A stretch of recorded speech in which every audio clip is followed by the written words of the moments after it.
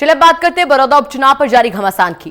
बड़ौदा विधानसभा उपचुनाव को लेकर बीजेपी चुनाव प्रभारी कृषि मंत्री जेपी दलाल ने बड़ौदा हलके के माहरा गांव का दौरा किया। इस दौरान जेपी दलाल ने कहा कि उनकी अपेक्षा से भी ज्यादा लोगों का बीजेपी को समर्थन मिल रहा है। उपचुनाव में बीजेपी की एक तरफा जीत होगी। साथ ही दीपेंद्र हुड्डा के लगाए गए फोन टैप के आरोप पर उन्होंने पलटवार किया।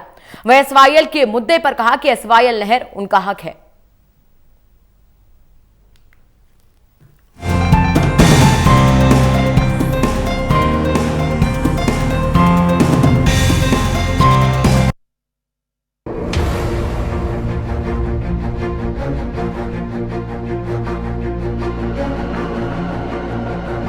बड़ौदा विधानसभा में होने वाले उपचुनाव में बनाए गए बीजेपी चुनाव प्रभारी कृषि मंत्री जयप्रकाश मंगलवार को बड़ौदा हलके के 3 गांव का दौरा कर ग्रामीणों की समस्या सुनने पहुंचे।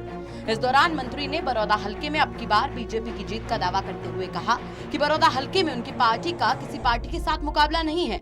एक तरफा बीजेपी के उम्मीदवार की जीत होगी। उनकी अपेक्षा से भी ज्यादा समर्थन बड़ौदा हलके की जनता का बीजेपी पार्टी को मिल रहा है। आज रुकी भैंसवान और इस गांव में 3 गांवों का मैंने दौरा किया है। मुझे अपेक्षा से ज़्यादा समर्थन दिखाई देता है। लोगों के अंदर ये समझ आ गई है कि उनके एक विधायक बनाने से भारतीय जनता पार्टी की सरकार में फ़र्क नहीं पड़ता, कांग्रेस की पार्टी में कोई फ़र्क नहीं पड़ता, बड़ौदा हलके को फ़र्क पड़ता है। बड़ी बड़ी सरकार में यहाँ के लोग, हर वोटर ये चाहता है कि विकास कराएं, विकास के अंदर हिस्सेदारी करें। दूसरी पार्टियों को 15-15 साल उन्होंने विधायक बना के देख लिया, उससे पहले 10-15 साल और पार्टी का बना के देखा है। आज तक भारतीय जनता पार्टी का उन्होंने नहीं बनाया विधायक, और यही उनको इच्छा है। मैंने कहा है कि भारतीय जनता पार्टी रूपी खीर है भाई, एक बार खा के देखो, बार बार आप खाओगे। इस दौरान राज्यसभा सांसद दीपेंद्र हुड्डा द्वारा लगाए गए आरोप की बीजेपी पार्टी बड़ौदा हलके के सरपंचों के फोन टैप कर उनको धमकाया जा रहा है। इस पर भी मंत्री जयप्रकाश ने कहा कि टैप करना उनका काम नहीं है, ये काम कांग्रेस की सरकार में होते थे। कांग्रेस पार्टी झूठ बोलकर राजनीति करने का काम करती थी। इलेक्शन के अंदर, लोकतंत्र के अंदर मत्था टेकना, जनता के अंदर हाथ जोड़ना सबका अधिकार है। वो भी जाएं, हम भी जाएं, इसमें कोई बुराई नहीं है। लोकतंत्र की यही तो खूबी है कि बड़े से बड़े नेता को जनता के चरणों में ला देते हैं, और हम तो हैं छोटे से कार्यकर्ता, बड़े नेता नहीं है। लेकिन एक चीज़ मैं बता देता हूँ, दूसरी पार्टी के विधायकों ने हमेशा कोशिश की है कि भाजपा रूपी खीर जनता खा ना ले, इसलिए रुकावट डालते हैं, विकास से महरूम रखना चाहते हैं इलाके को। और हम ये समझाते हैं कि विकास रूपी जो गंगा बह रही है, इसमें बड़ौदावासी अपना नुमाइंदा चुन के हिस्सेदारी करें।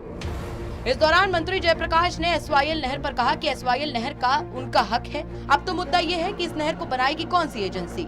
एसवाईएल नहर एक पार्टी का मुद्दा नहीं है, सभी पार्टियों का मुद्दा है। ये हरियाणा के किसानों का मुद्दा है। इसमें जो अपना योगदान देना चाहता है वो योगदान करे। जो कुछ बोलना है हम खुला बोल रहे हैं। टेप करने वाली काम में कोई बात क्या होती है बताओ।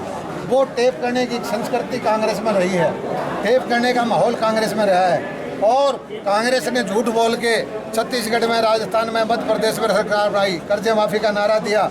उसका परिणाम भुगत रहे हैं। उनके एमएलए को गांव वाले घुसने नहीं देते, भागे भागे फिर रहे हैं, और रोक रोक के उनको कैसे आपने हाल कर रखा है।